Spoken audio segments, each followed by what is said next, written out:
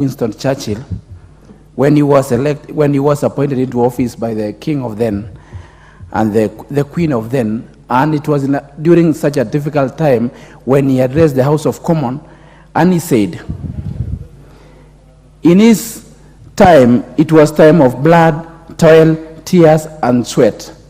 We can't equate with our situation in Kenya, where President William RUTO was elected to office at the time when our economy was facing depression.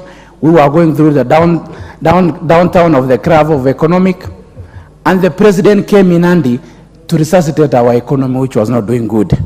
He has done his bit, he's doing his bit. It's only that it is easy to criticize the man in the arena, like it was once said. All of these members here come from constituencies, and they are criticized such a time when the constituents feel they are not doing good. But the effort they are giving, they know themselves that it is very difficult to govern at such a time when there is economic crisis. Mr. Speaker, on the key issue of education, the president made a deliberate move to put about 27% of our budget to education, and he was elected when CBC was about to take off. He has done his best in putting CBC into the right path. He's been able to employ teachers up to the tune of 56,000, which has never been seen in this country before. And we want to echo President for that, because education is the foundation of our growth and our economic growth as a country. The President did well when it comes to health matters.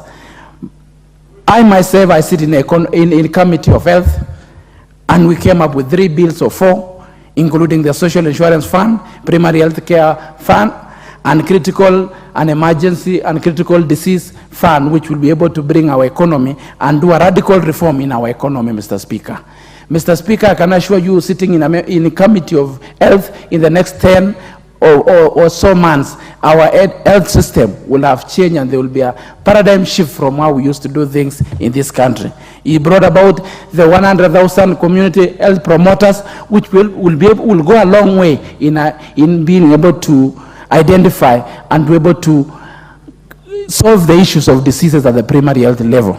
Mr. Speaker, KEMSA, since the time of COVID, has been facing a downtown and has been in total crisis and total problem. But the president, in his own wisdom, was able to come up with a plan to resuscitate KEMSA and to bring back KEMSA, because that is what will be able to give drugs to our hospitals and to be able to make our health system run. And we want to commend the team at the KEMSA and the president, and even in the budget, the president increased money to the KEMSA so that we're able to pick from where it was and be able to serve this country well. Mr. Speaker, the issue of cattle rustling, which I come from a northern part of this country, which is facing a very serious challenge, we want to commend the president. He is on a journey to silence the guns, which has been terrorizing our people. He spoke well about it, and his formula seems to be bearing fruits. And we want to tell the president that we support him. As Kenyans of goodwill, as Kenyans who love peace, we have to stand with the president so that he is able to bring to end the menace of insecurity which has been in this country since independence.